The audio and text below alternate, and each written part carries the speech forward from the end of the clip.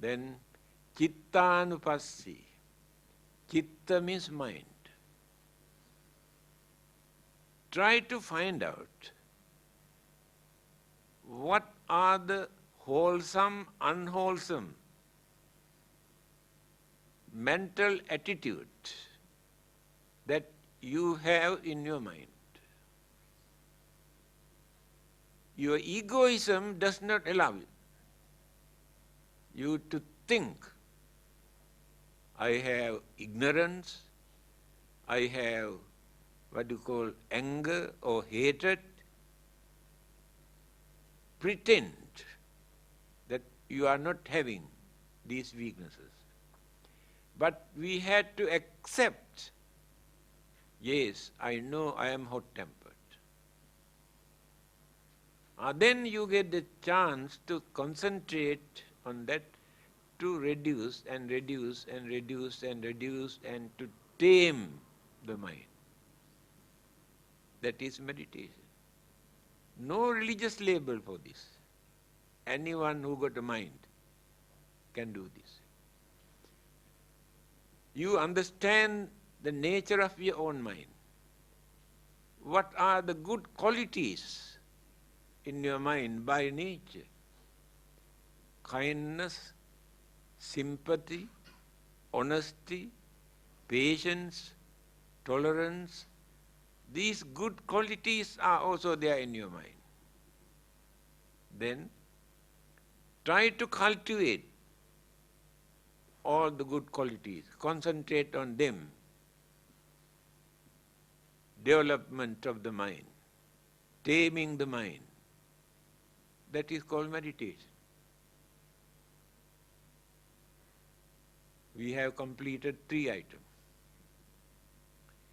Last one is Dhammanupassi. Dhamma gives many meanings. Teachings of the Buddha is also called Dhamma. Universal law or natural phenomena also called Dharma. Then we had to concentrate on the nature of natural phenomena, universal law, not created by anybody. The world exists because of these natural phenomena or universal law. But we create our own imagination, not knowing what they are. Things come into existence. How they exist? Due to combinations of elements and energies. Start from molecules from the very beginning. Then go on developing and developing and developing and developing, and later an object come into existence. But this is impermanent. This never remains forever without changing, without decaying and disintegration. Whether it is life or planet or any other object, anything that which exists in this universe, all are impermanent. They exist for a long period, but while existing, going on changing.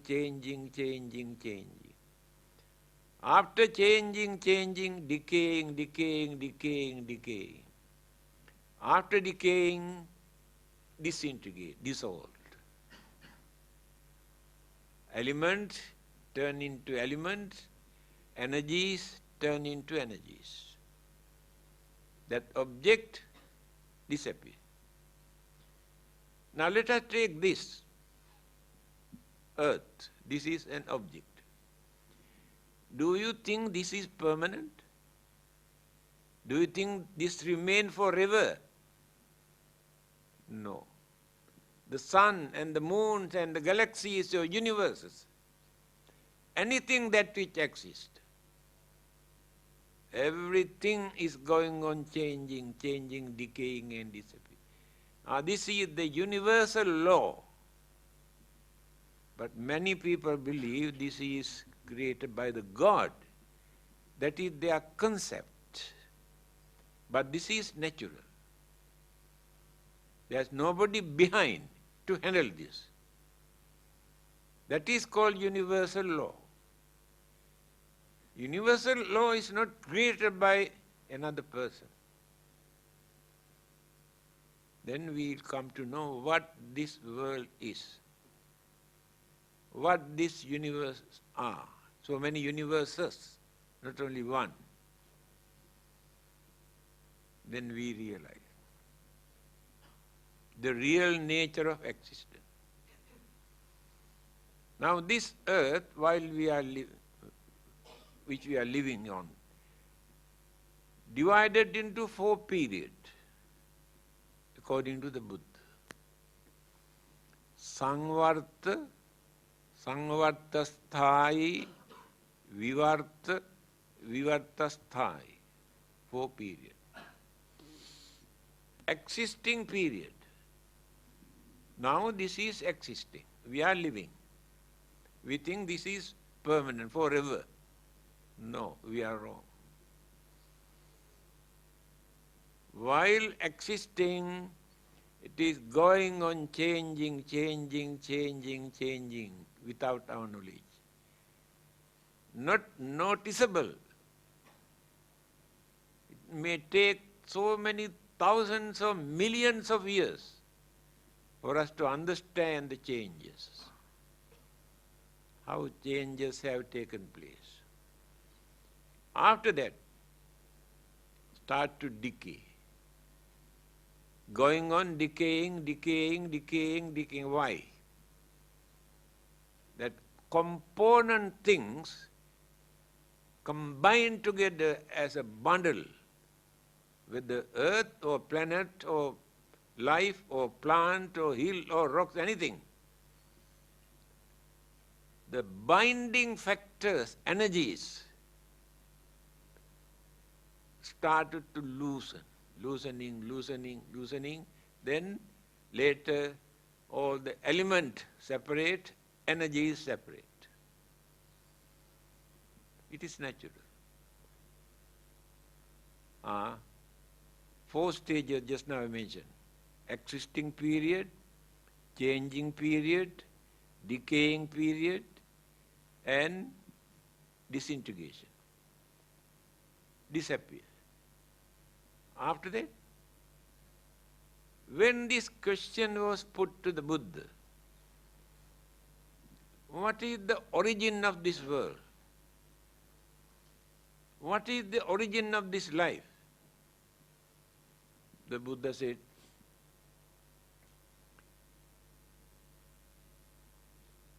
it is impossible for anyone to find out the beginning of this world or the beginning of this life because of this. Now, after ending this existing world, completely disappear. But dispersed particles, molecules, atom, neutron, proton, electron, gravity, gas, magnet, all these energies no one can destroy, remain. These are energies. Again these energies slowly, due to gravity and magnet, combine. Molecules. Then the formation started to take. That is why the Buddha says there is neither beginning nor end. I remember Bertrand Russell, one of the best intellectual freethinkers in England. He said, in his book, amongst the founders of all those religions, I respect only one man. He is the Buddha. Although he was not a Buddhist, he has no religion. Why do I respect the Buddha? The Buddha is the only religious teacher who never made false statement about the beginning or the origin of this world. Because he knew what this world is. But all the others said, this world was started and such time, created by so and so. It shows how poor their understanding capacity. The Buddha knew what this world is. Therefore he said there is neither beginning nor end. Beginning become the end, end become the beginning, joined together again. Now, setting sun here in this country today become rising sun in another country. So setting sun is not the ending of the sun, reappear again. So everything that which exists, change, decay, disappear, again energy is combined together, formation take place. That is the four method introduced by the Buddha for us to concentrate. When understanding appear in our mind will be free from all the weaknesses and defilements and evil forces, sufferings, complete liberation, salvations, deliverance, final goal. We gain when our mind be developed up to that extent. This is the nature of the mind.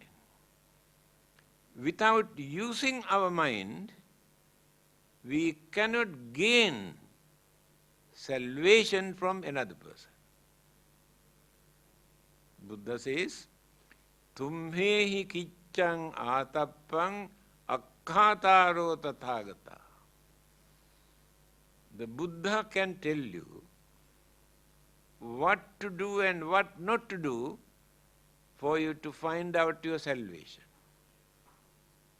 I cannot give this salvation to you. You have to work for that.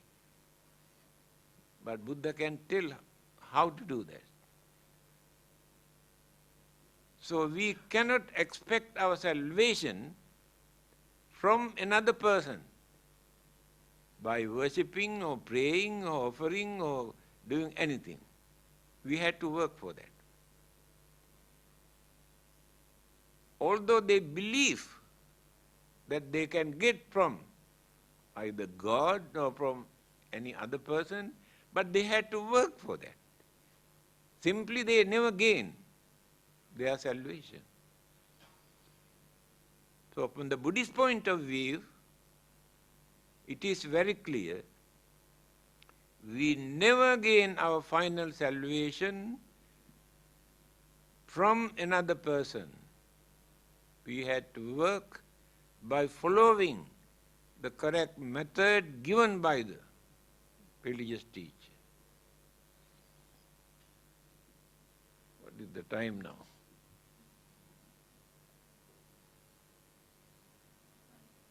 9. Pardon? Still can carry on. What do you want me to do? Why not we have discussion? Because there are many things to discuss. Because we are not here to argue or to fight or attack or criticize or condemn, but to know something, to understand something, how far we can get together, work together, and how far we can develop our good attitude, how far we can reduce our weaknesses. This is the main purpose. Thank you, Chief Reverend. Although the Chief Reverend said that the mind is asexual, the organizing committee will not be responsible if the male use a female toilet. Please bear in mind. We are still in this world. Anyway, I open the floor now for questioning. Please use the mic for the benefit of those who are present here, so that we can hear the question.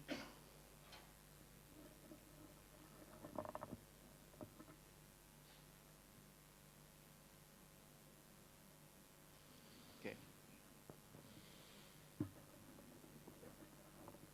Right, Reverend. Right, Reverend. Just one piece of advice we would like to get from you. That is, we realize and we can observe there's so much of destruction of the world going on simply due to man's selfishness and greed. He doesn't know what actually keeps him alive. What he needs to survive, he has forgotten. What he knows what he needs to keep his greed and selfishness going. What is your advice to the environmental destruction of the world? Thank you.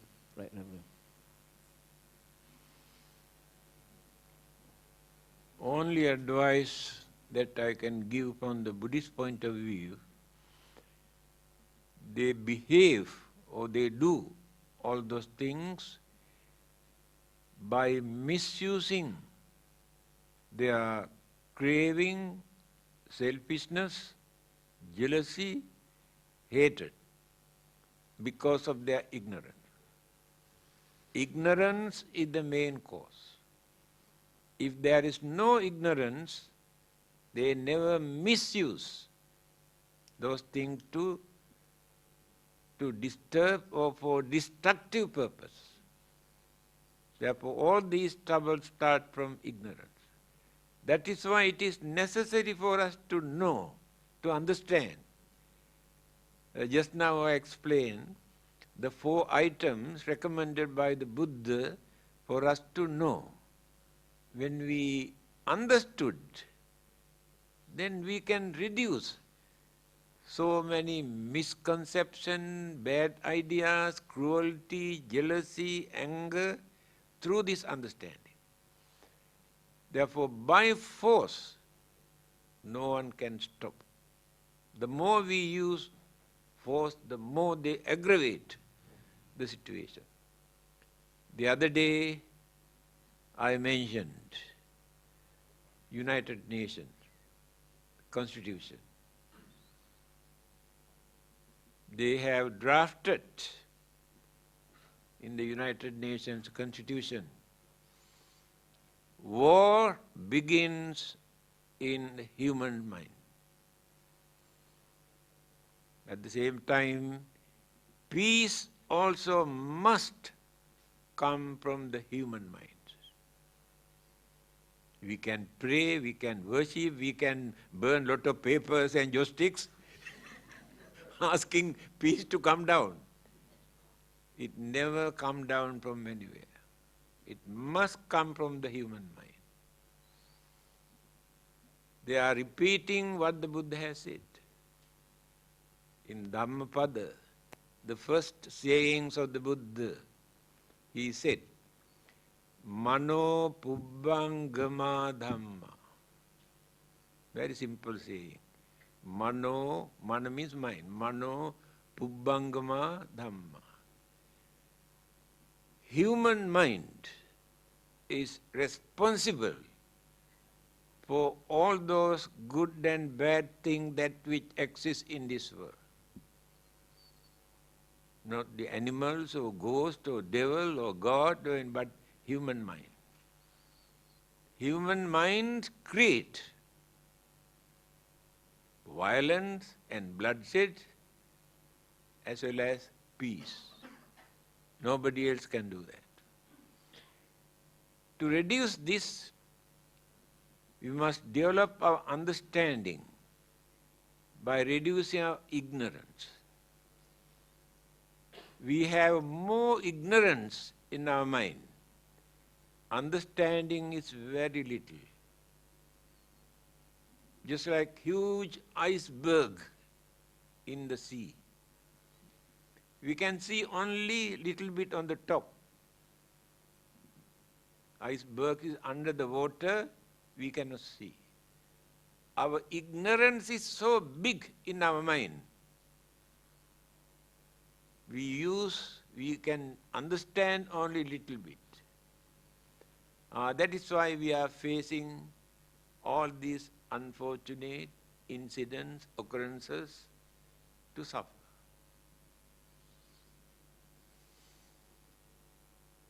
Thank you. Next question.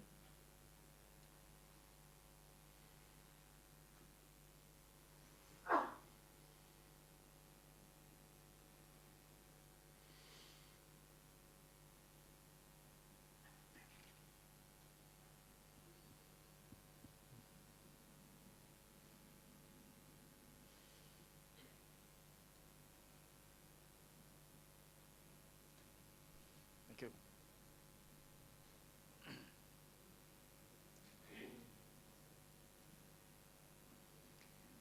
Chief Reverend, some religions seem to have a problem of accepting certain scientific theories like the Big Bang and evolution, that we come from monkeys. Do Buddhism have this problem accepting these scientific theories? Question number 2. About meditation, I've heard other Buddhist monks who say that, to meditate, we must clear the mind. They even give a formula, clear mind, breathe in, don't know, breathe out.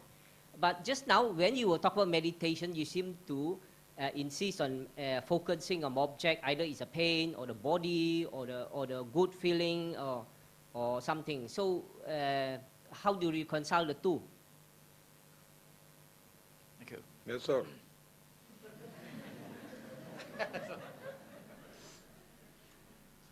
If the mind is clear, no need to meditate. What for? So simple. And the first question is very controversial. What scientists have discovered goes against certain religious concepts and beliefs that they have been maintaining for a long period. Albert Einstein, that day also I mentioned, science without religion is blind.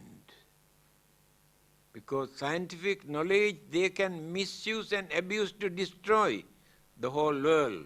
It is ready now. Because no religion to guide them, not to abuse that scientific knowledge.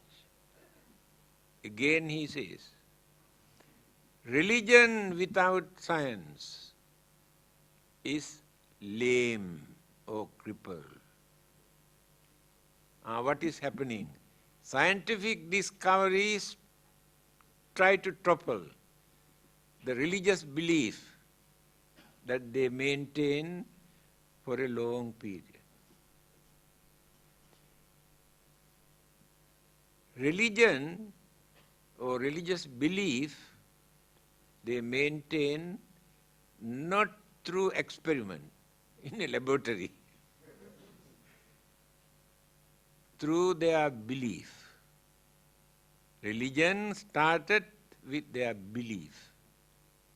So what they believe according to their way of thinking at that time, recorded, accepted as truth. But scientists could not satisfy. Without depending on God, without depending on religion, by using their independent intelligence. They discovered so many things that people have never heard, never thought. H.G. Wells, I think many of you know, well-known world historian. He says, according to our holy books, this world was created only few thousand years ago. H.G. Wells says. But when you study geology, we can understand it has taken millions of years for this earth to cool down, settle down, for life to come into existence. Therefore, how can we accept what is written in our holy books? These are the problems they had to face because of scientific discovery.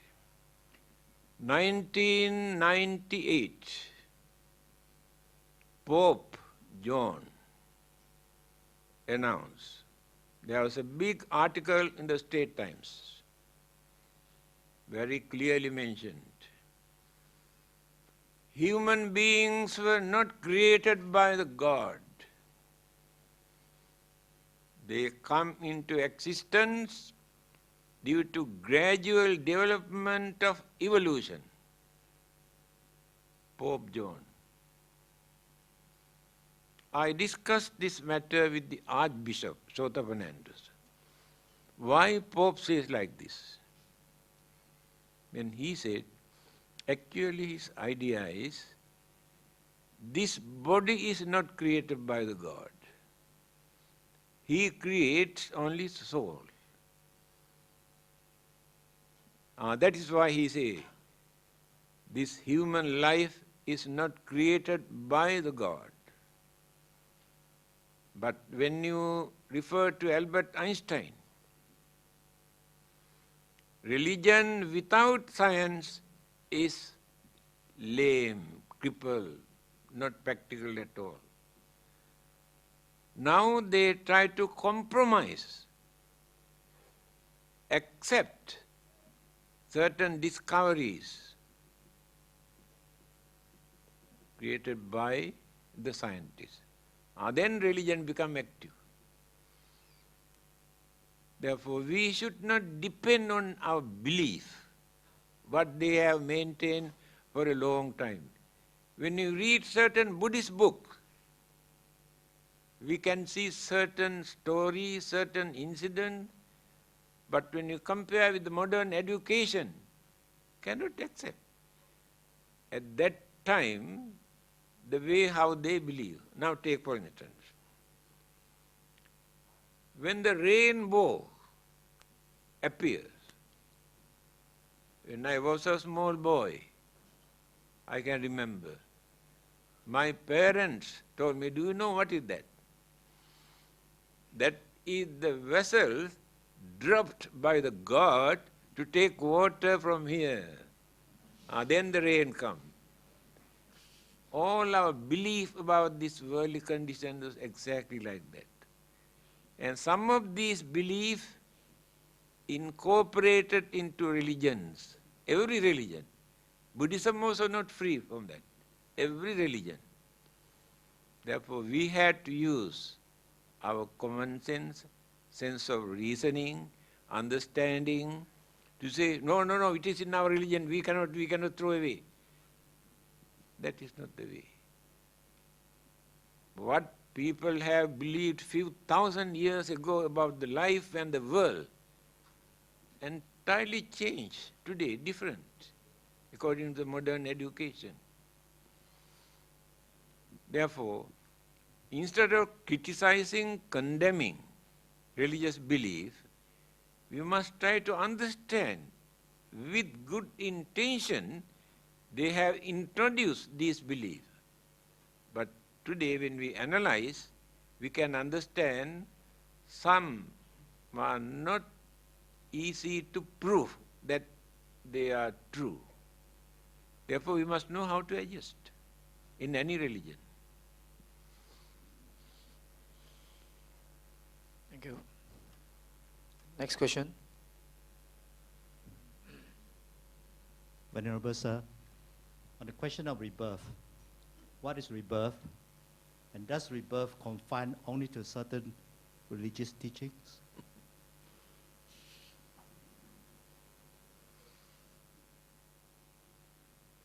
There are three words. Three means reincarnation, transmigration, and rebirth. Transmigration used by Hindu, and today Tibetans also use that word, transmigration. Sorry, not transmigration, reincarnation. Reincarnation. Transmigration means the soul migrate from life to life, if not straight away, either heaven or hell. That is called transmigration. Buddhism does not use these two words. Used only rebirth. That is also not correct. The word used by the Buddha in his first sermon, Dhammacakka Sutra, he said, Natti dani punabhava. Punabhava. Becoming again. That is the word used by the Buddha. No more, we use the word rebirth. That means becoming again. Why become again? People say, why? We cannot understand.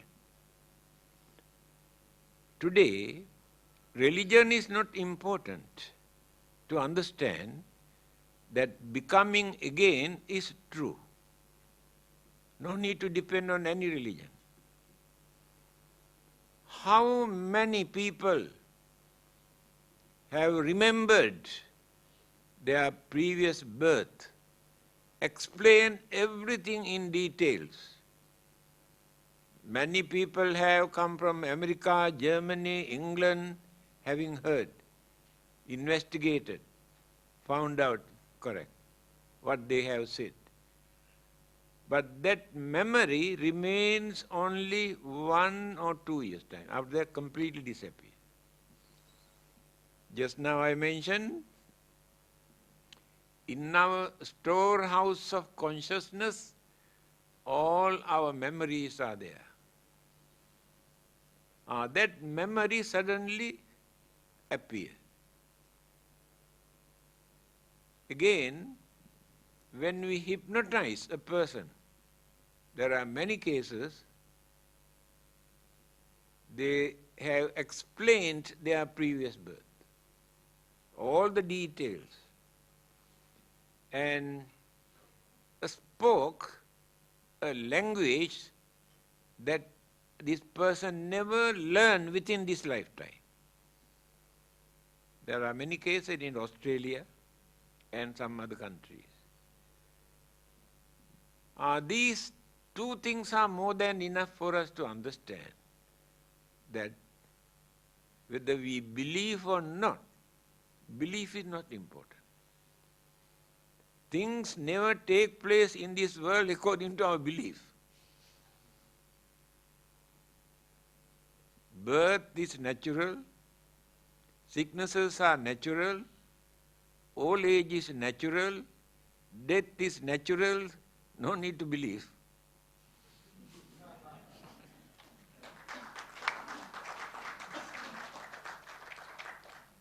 If anything happened to us after our death, that is also natural. Not according to the God or Buddha or Bodhisattvas or anybody. They are not responsible for that. They cannot create that, they cannot stop that. Only our mind, our consciousness is responsible for that. Just now I mentioned consciousness, I did not explain. What are the 5 kinds of mental energies that we maintain in our consciousness? Avidya, Trishna, Karma, Upadana, Bhava. We do not know. We take only consciousness. First avidya, ignorance, just now I mentioned. We have more ignorance in our consciousness. Ignorance misleads us, persuades us to create more bad things than good things. It is in our consciousness. Then we have craving. 3 kinds of craving. Kama tanha, bhava tanha, vibhava tanha. Craving for existence. We can destroy thousands of others for my living or our living. Our craving is so grave, so strong in our mind. By destroying all the others, I want to live. Craving for rebirth. Craving for eternal life. Always in our mind. Then, tanha, karma. We cannot live without creating either good karma or bad karma. Karma is not belong to any religion. Natural occurrences. Wholesome, unwholesome, by nature. Not created by the man or religious teachers. By thinking, by talking, by doing certain things, we create good karma and bad karma. Whether we have religion or not, or whatever religion that we maintain, this is natural.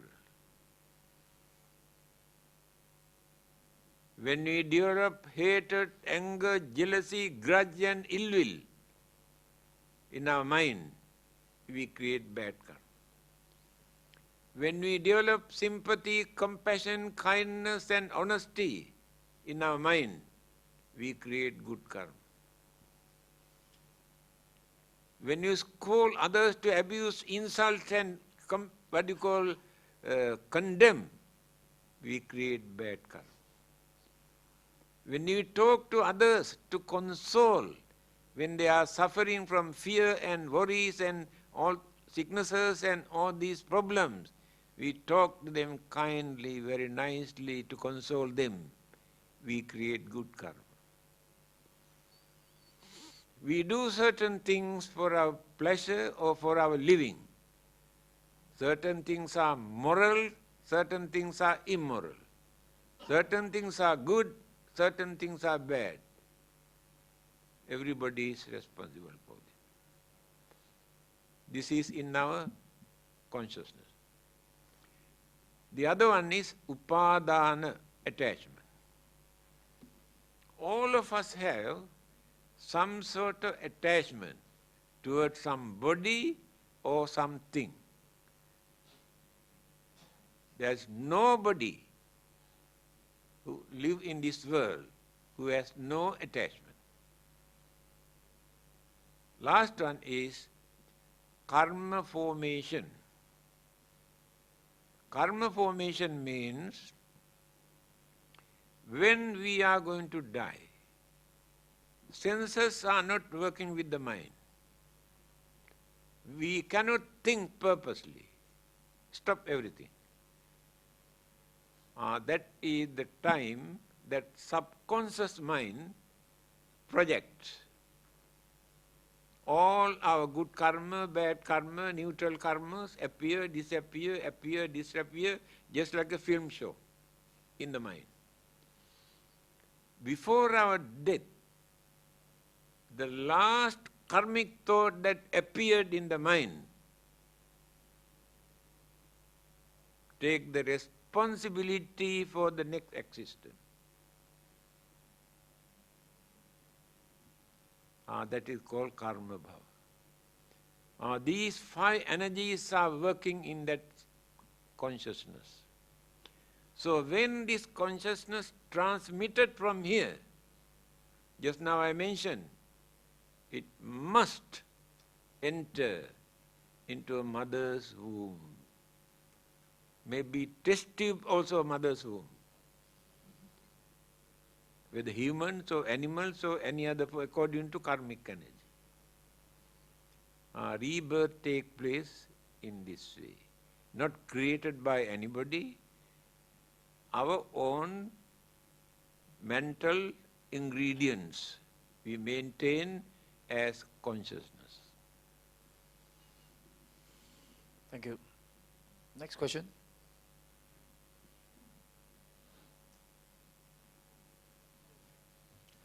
Chief Reverend, can I pose a question to you? You are going to post.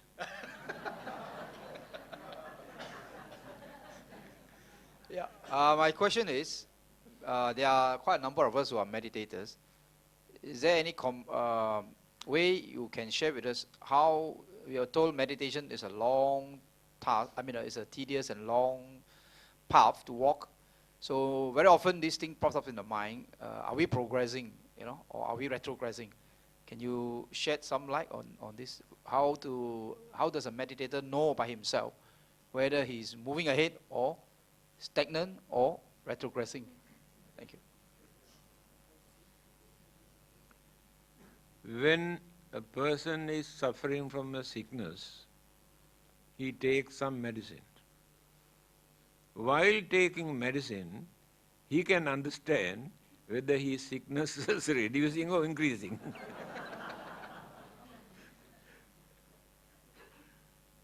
What is the first one? Okay, my first question is, what is the purpose of life?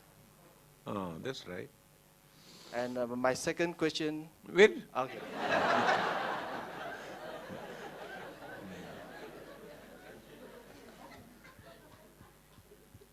Paratha chariyaya satang hi jivanam. In Sanskrit language, the purpose of our life is to do some service to others. Without serving others, we cannot serve ourselves.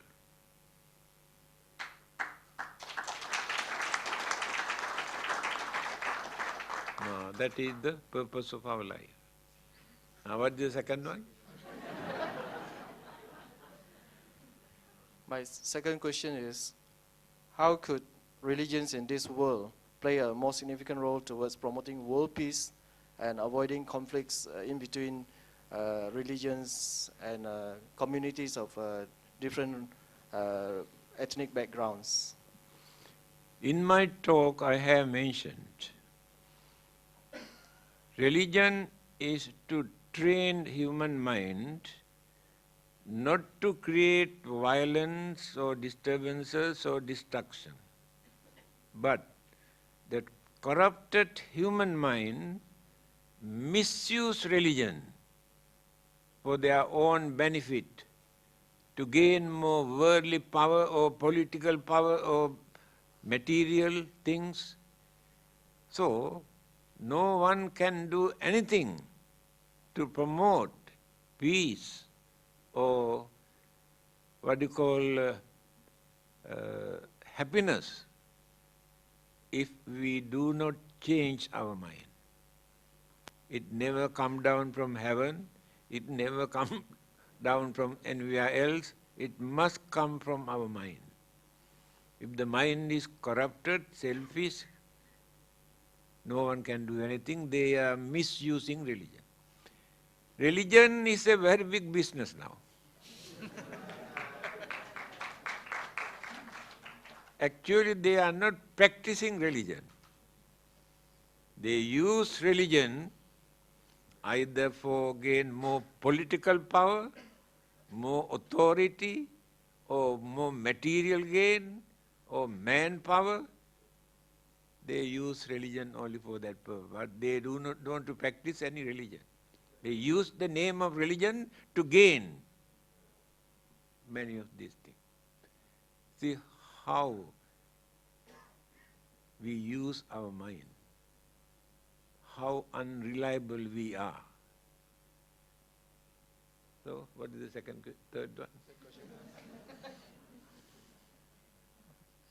Should a religion get involved in politics and to take stand on certain issues, especially Yes, I can remember. No, it is a good question. Because I have heard on many occasions people say we should not use religion with politics, should not mix up. They are wrong. The Buddha has given this advice. Anujanami bhikkhave rajanang anuvattitum. First advice, as the followers of the Buddha, to cooperate with the existing government or law enforced by the government. That is the first advice. Second advice, if the ruler of the country punished innocent people, it is not suitable for him to remain as a ruler. He must get out from that. Then he said, if the ruler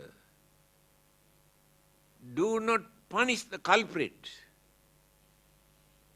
he is also not suitable to remain. Therefore, the Buddha has pointed out the culprit must be punished. But in Buddhism, there are no religious punishment. Many other religions, they have religious punishment. In Buddhism, there is no religious punishment. The Buddha's advice is cooperate with the existing government and the law. No separate religious law in Buddhism. Again, if the people come to know the rulers or the government are unfair, overtaxing, it is their duty to get rid of that kind of politics or political power or the government and organize, establish a good government. Therefore, we cannot say religion should not interfere with politics. Thank you.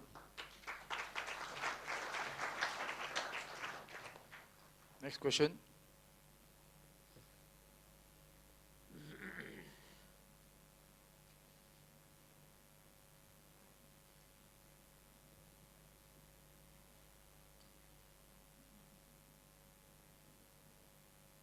Reverend Sir, good evening. I would like to hear your opinion or belief on destiny. Is it true, or do you believe that human beings are responsible for their own destiny, as in the saying, destiny is in your hands, or is there a higher superpower that determines who we are or where we are? Thank you. I have very clearly explained. Individually, each and every person is responsible for his or her life. Another person cannot handle this life. According to the Buddha, either the Buddha or God or Brahma or Deva or any other supernatural living being, they have nothing to do with this. I am responsible for my life. If I don't like to suffer, I must know it is bad for me to do bad thing, cruel, wicked, harmful thing. If I like to have peaceful, happy, prosperous life, I must know how to cultivate and develop my way of life by doing some service to others. Therefore, another living being has nothing to do with this life. Thank you. Difficult for us to develop this spirituality. Spirituality means by reducing all the evil forces from the mind, cultivating all the good thoughts, words and actions in the mind, then when the mind is pure, we have cultivated spirituality. In the teachings of the Buddha, he says, the way for you to cultivate your spiritual development to find out the salvation is one way. The method for you to gain worldly material gain and power and authority is another way. These two cannot go together. If you want to develop spiritualism, you had to reduce so much of attachment, craving, anger, jealousy, grudge and ill will, then go on developing. If you are too religious, if you meditate whole day and night, you never gain anything for worldly development. If you want to experience your pleasure, your worldly gain, your material gain, meditation cannot give you anything. You have to work very hard. Buddha says, Alaso gihi kama bhogi nasadu. Those who like to enjoy worldly pleasure, if they are lazy people, nasadu, no good. The Buddha says, Asanyato pabbajito nasadu.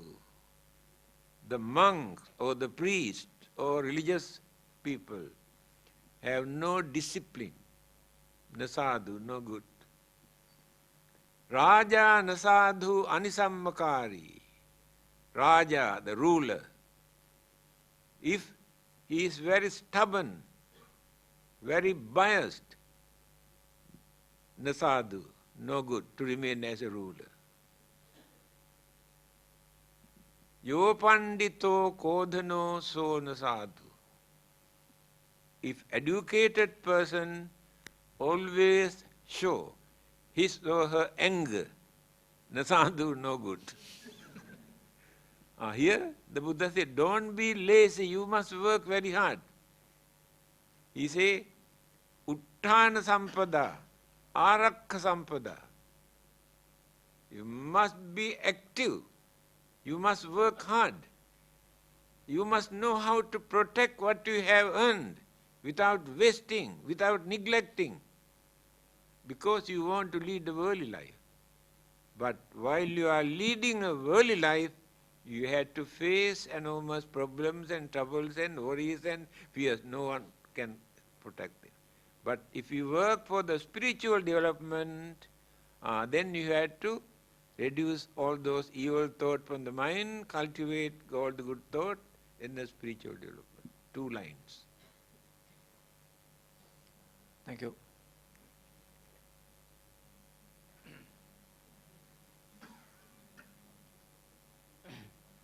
Chief Reverend, so I understand we are entitled to 3 questions. So my third question is,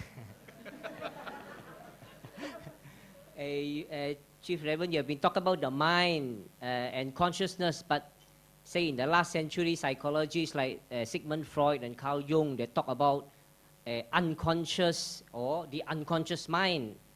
So you are talking about through meditation we can gain control of our conscious mind, but can meditation also help us to gain control of our unconscious mind, for example? Because today psychologists talk about what happened to our childhood, for example, even before age of reasoning, we will somehow influence our adult life, our behavior and actions. So can meditation also help us to gain control of our unconscious mind besides the conscious mind?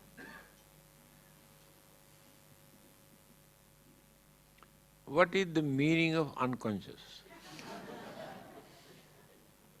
What do you mean by unconscious? There is not conscious, a-conscious, before consciousness. For example, now something happened, child has been abused, for example. So when he grows up to be an adult, this abuse will have influence his actions and thoughts and behavior. They have nothing to do with unconsciousness. Unconscious means when the five senses are not working with the mind, when the mind stops thinking, that is unconscious. That means mind exists, but it does not work, unconscious. So when they meditate, they try to do this. Stop all the five senses, stop thinking, then the mind experience, it is unconscious. Mind experience the bliss. The Buddhas and Arahantas who have attained the higher stage, occasionally, purposely, spend for 7 days as unconscious, just like dead bodies.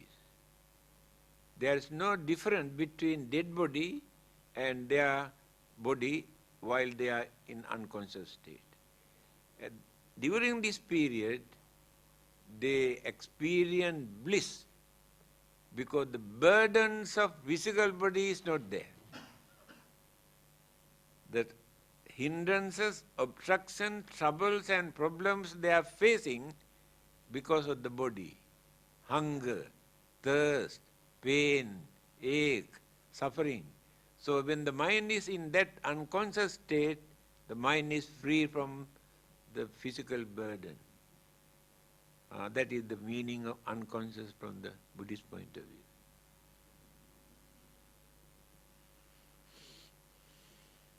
Thank you. It's 9:45. Or one final question.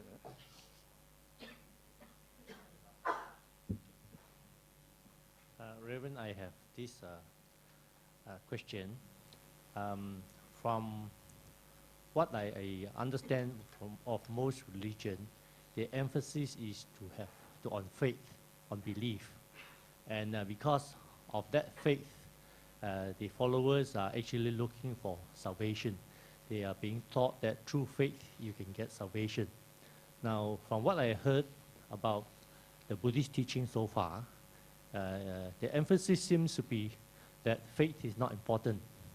What you believe is not important because it is the universal truth and it is the mind that is important rather than the faith. In other words, what you believe does not change anything in the world. That's what you emphasize. And all this concept that you have talked about, that because we are an ongoing matter, the molecules, the elements, everything, this world has no beginning, no end. That's, am I right to believe that if that is the case, in the case of Buddhists, the follower of Buddha, there is actually no need to even think about salvation? There is no such thing as salvation in your belief. Am I right to say that? It is not necessary to believe or think. By knowing, the more we exist, the more we have to suffer, physically and mentally. Almost every day, complain, pain, troubles, worries, fear, disturbances, while we are living here. So if we don't like to suffer like this, then we must have an aim in our life. What is that aim? To get rid of all these sufferings and problems and troubles that we are facing. Therefore, religion paved the way what to do and what not to do to get rid of this unsatisfactoriness in our life. So the belief has nothing to do with that, only understanding. Thank you. Yeah.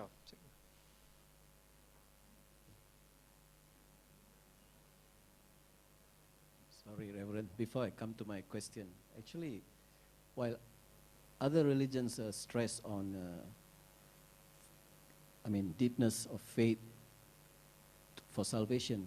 Buddhists simply say that your actions will give you salvation. If you do good, your salvation is already guaranteed, not your deepness of faith. That's what I understand. Hope I'm right. Before I come to my question, another thing is the long and short of what we have learned today is that if you're clear in your mind, if your understanding is clear, you don't actually need to go into meditation. Am I right? Okay. Thank you. The other thing is... So you ask, then you answer your question. Yes. Okay, go ahead. Yes.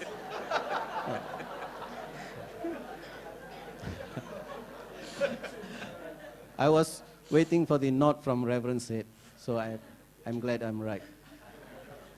The other thing is, I have in my own concept come up with a difference between religion and spiritualism. Maybe I'm wrong, but just to simplify my simple mind and make it easy, spiritualism and religion are the same, except that spiritualism is the belief in God, in a supernatural being. But you do it in your own way, spiritualism. Whereas religion, I've discovered, is rather giving a brand name to what you believe in a supernatural power. And therefore, there is a lot of diversiveness. There's a lot of you, me, they. We are different. Whereas if you are spiritual, you have no brand. Therefore, there's only one way. If you believe, you believe. Thank you. Please comment.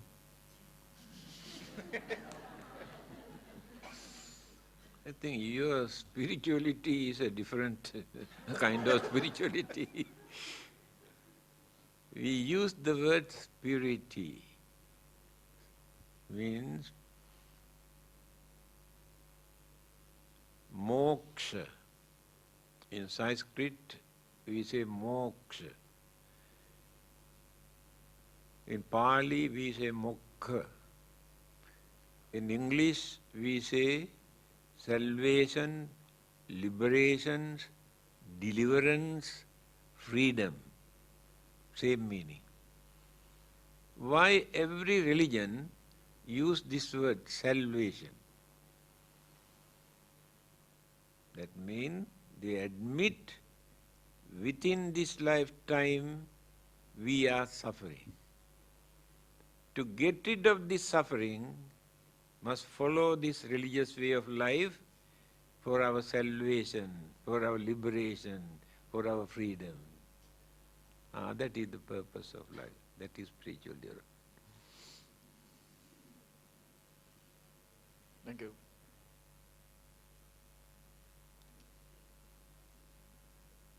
It's now 9:50, so we have come to the end of the Q&A session.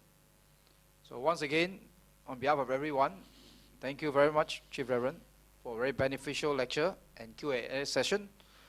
I'm sure all of us have benefited greatly after hearing Chief Reverend's lecture and responses to the questions fielded. The first leg of Chief Reverend's tour of Sabah has now come to an end.